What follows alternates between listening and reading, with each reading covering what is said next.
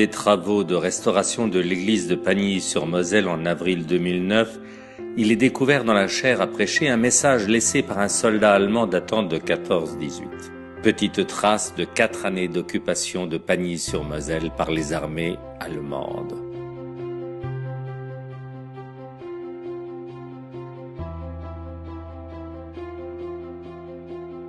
De 1870 à 1914, Pagny était devenue une gare frontière entre France et Allemagne et fourmillée d'employés allemands des chemins de fer, des douanes et des services de police qui côtoyaient pacifiquement leurs homologues français comme les pagnotins chez qui ils logeaient. Cette vie d'apparence paisible n'empêchait cependant pas des points de tension, comme le révèle l'histoire de Guillaume Schneebele. En 1887, commissaire spécial des chemins de fer, Schneebele, victime d'un piège tendu par les Allemands, est arrêté pour violation de territoire et activité d'espionnage.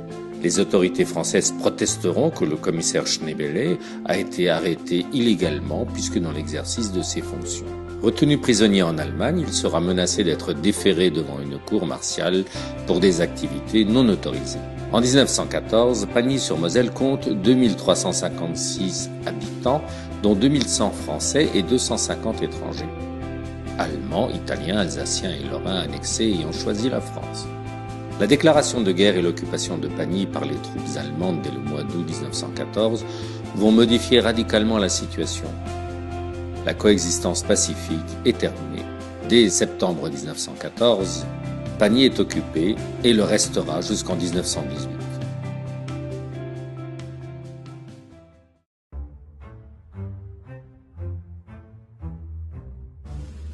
À l'automne 1914, les troupes allemandes tentent d'effacer leur échec de la bataille du Grand Couronné en attaquant Saint-Mihiel afin de prendre à revers la 3e armée basée à Verdun et ainsi l'encercler. Le 8 septembre, elles lancent une offensive en direction des Hauts-de-Meuse. Mais la résistance des combattants du fort de Troyon bloque cette avancée et oblige les Allemands à battre en retraite. Le 16 septembre, fort de ce succès, le général Joffre retire la 2e armée et le 20e corps d'armée des Hauts-de-Meuse pour les envoyer dans l'Oise. Le 19 septembre, c'est au tour du 8e corps d'armée d'être retiré de ce secteur pour gagner Sainte-Menehould. Les Allemands ayant observé par voie aérienne le dégarnissement de ce secteur en profitent pour lancer une violente attaque en direction des Hauts-de-Meuse entre Saint-Mihiel et Pont-à-Mousson. Dans l'après-midi du 24 septembre, ils s'emparent de Saint-Mihiel et le 25 au matin du fort du camp des Romains, verrouillant ainsi la vallée de la Meuse. Le saillant de Saint-Mihiel est formé et s'étend de Verdun jusqu'à Bois-le-Prêtre. Après de nombreuses contre-offensives, le front se stabilise à la fin du mois de septembre sur une ligne de 120 km et va s'organiser autour de réseaux de tranchées. Désormais, la ligne de front Verdun-Vosges-Belfort est brisée par ce saillant. Cette position stratégique explique les efforts incessants de l'état-major allemand pour la garder, en dépit de toutes les tentatives françaises. Les troupes finissent par s'enterrer dans les tranchées, que de leur côté les Allemands vont transformer en véritables ouvrages d'art bétonnés. Au printemps 1915, l'état-major français décide d'enfoncer ce front. En vain et au prix de très lourdes pertes. Il faut attendre 1918 et une offensive victorieuse des troupes franco-américaines qui attaquent entre Vigneulles et Hattonchâtel et Pont-à-Mousson. Enfin, le saillant de Saint-Mihiel est repris. Durant ces 4 années de combat, Pagny-sur-Moselle aura vécu au rythme des troupes allemandes.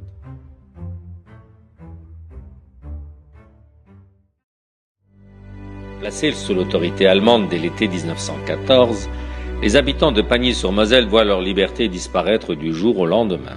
Les déplacements sont limités, surveillés, et les réquisitions se multiplient.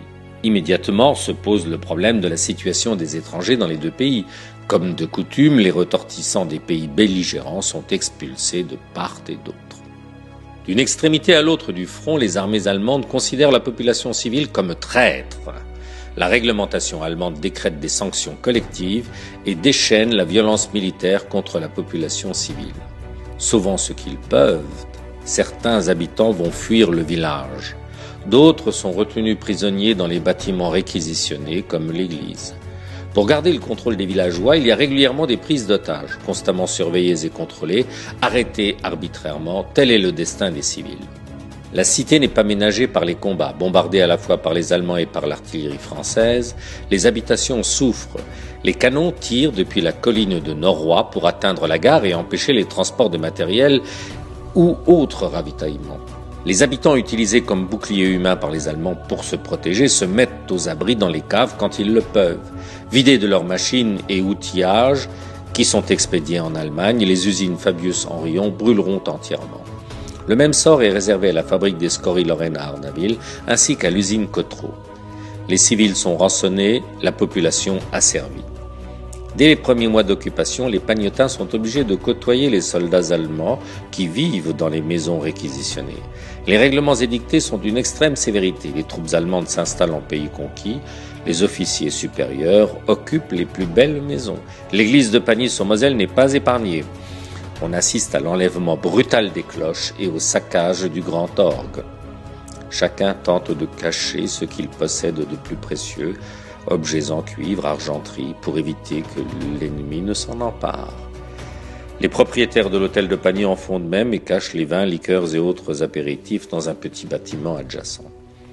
L'un des aspects les plus lourds de l'occupation est l'obligation d'une partie de la population de participer aux corvée imposée par l'occupant.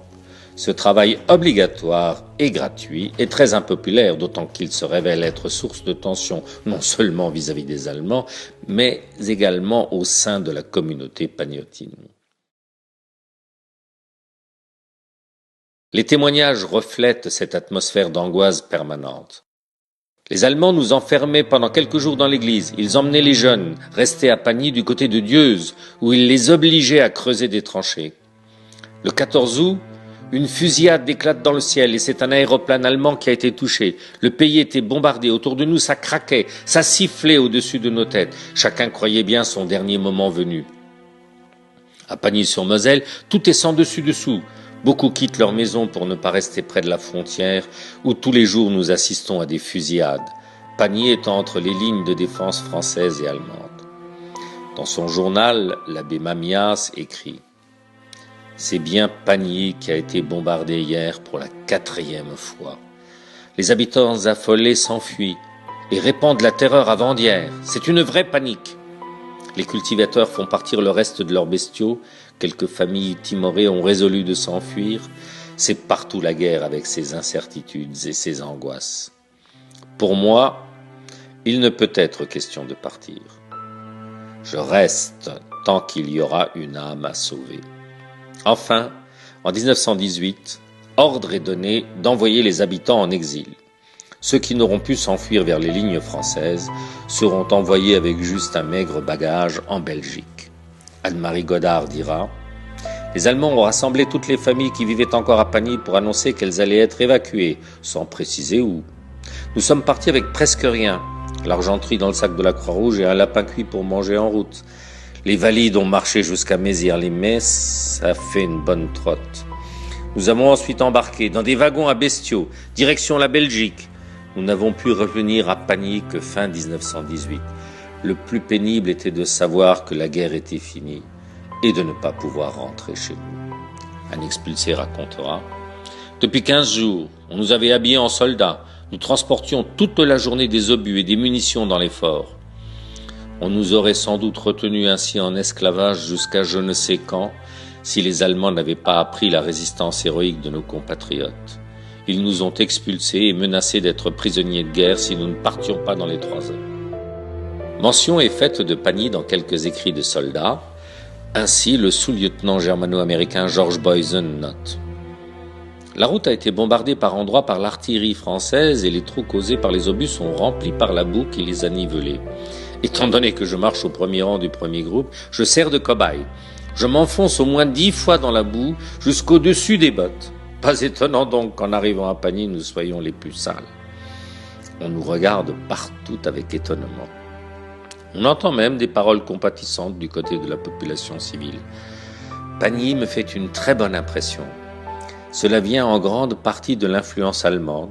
La frontière n'est qu'à quelques kilomètres. Pour faire court, c'est une petite ville industrielle de province relativement propre. »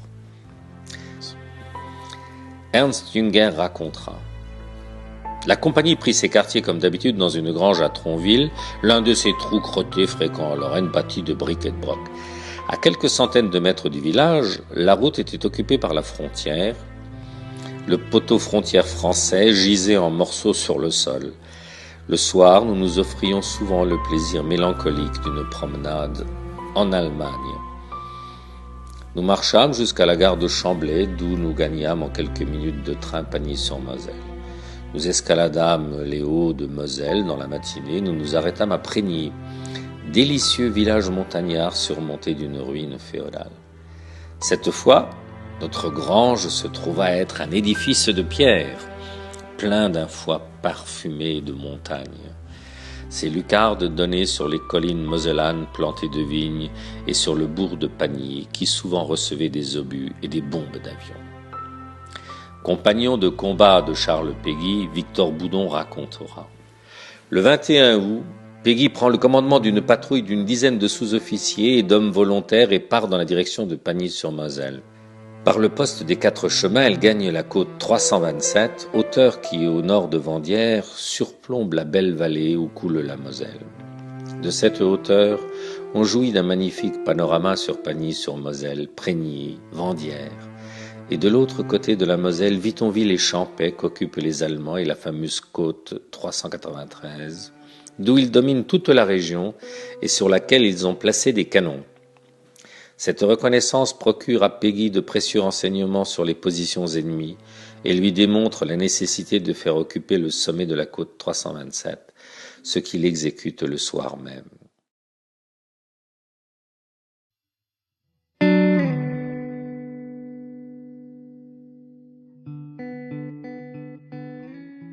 Au cours de l'année 1921, la commune de Pagny-sur-Moselle se voit attribuer la croix de guerre accompagnée de la citation suivante. Rester aux mains de l'ennemi pendant 4 années, à supporter courageusement les épreuves de l'occupation. Malgré les deuils, les souffrances et les dommages subis par les multiples bombardements, n'a jamais cessé de faire preuve d'une ardente confiance dans la victoire finale, méritant ainsi la reconnaissance du pays.